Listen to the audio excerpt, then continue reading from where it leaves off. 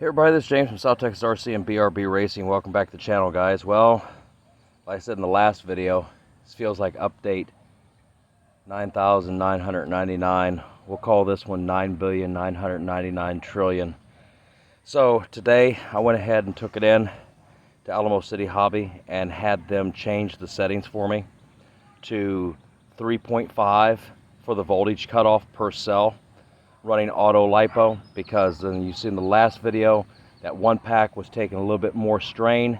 It was unbalanced, kind of spooky, close to the 3 detonation point under. It was like 316 on that one cell.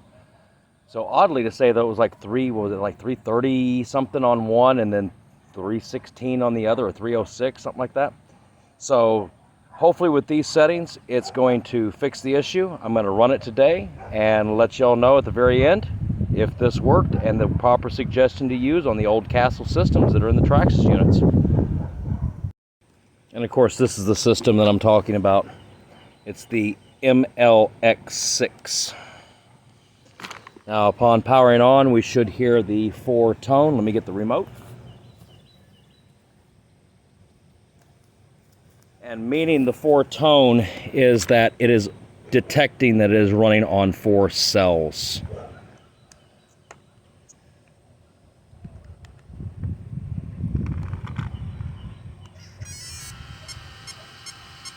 Yep. 4 cells. All right, time to let her rip.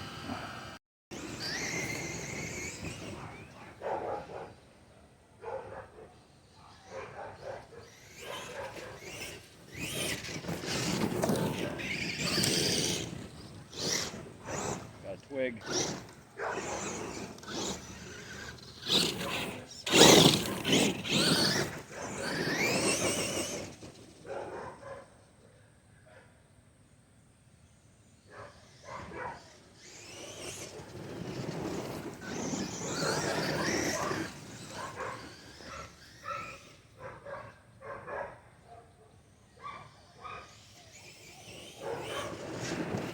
Of course, unlike the last videos, I'm not going to show all the run time because it's just going to be ridiculous.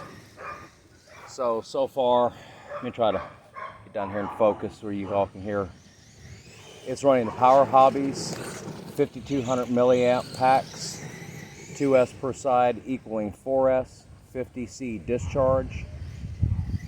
The settings are set to auto LiPO, and through the Castle link was programmed to cut each cell at 3.5 volts. Other settings is going to be like their deadband and all that other stuff in there is set to the auto default, but the only other changes that are in there is the reverse is set at 75 and of course brake is at 50.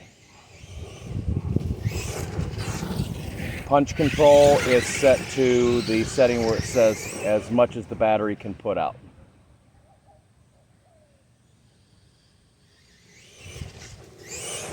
I guess the best way of saying that is punch setting is none.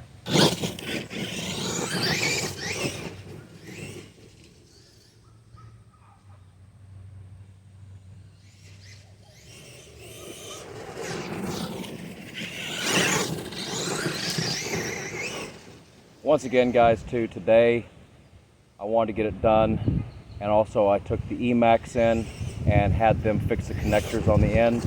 So I'm running the single XT60 with the other adaptation for the XT60 on it. Got rid of those little gray Common Sense RC that constantly like to melt and fall apart. So that one's been also got the firmware. Need to mention that one for this one too. The firmware was out of date, so the firmware got updated to its newest version. Let me go flip that over real quick. Let's see, where was I? Oh yeah. So the firmware was out of date on both of these. If I'm not mistaken, what George said, it was like version like 1.44. Newest version is 1.55, something along that line. I'm not going to give you exact numbers because I don't want to lie. I might be right. But I went ahead and did the firmware update on both of these trucks, and both of them been programmed the same. Well, not yet. Well, no, that's right. He did take care of the settings for me too. I was thinking about going in and having manually do it. No, he asked me exactly what I wanted, and he did it for me. I said, everybody, you go out there to Alamo City Hobby Shop here in San Antonio. George, great guy. The only thing I ended up paying for was the solder job on that connector. He took very good care of me on this. Where most other places are like, yeah, we got an RC labor fee to do some programming of 80 bucks an hour or something. No, he takes good care of his customers, guys. So highly recommend him. And like I said too, plus he's got buku tons of parts out there. And there's no job too big for him. He makes sure he's got that I'm going to get it done attitude. One way or the other, it's going to get done. He takes care of the customer. It's, here I am with a problem. He's like, here I am to fix your problem right now here on the spot. So props to George out there at Alamo City and his team. Wonderful folks out there, guys.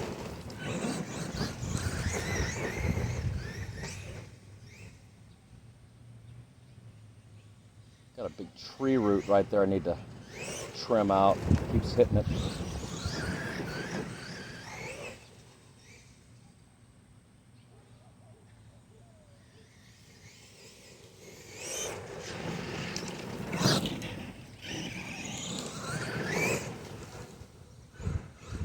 All right, give you all pause time. Let me run this out a little bit more. Everybody, moment of truth. It slowed down for like 2 seconds and then just went hard kill. So let's see what we got.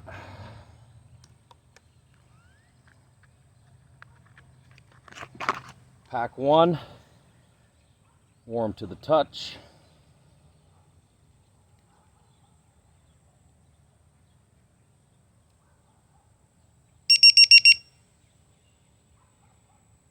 Seven volts, 351, 351, perfect pack.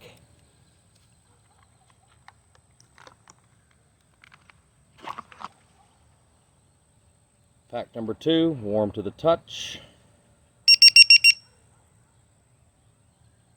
7 volts, 351, 353. Perfect run, guys. So, on these systems, if you have one, make sure it gets the upgrade on the firmware. Set it to auto LiPO. Have it changed to 3.5 volts for the cutoff, and you will be perfectly fine.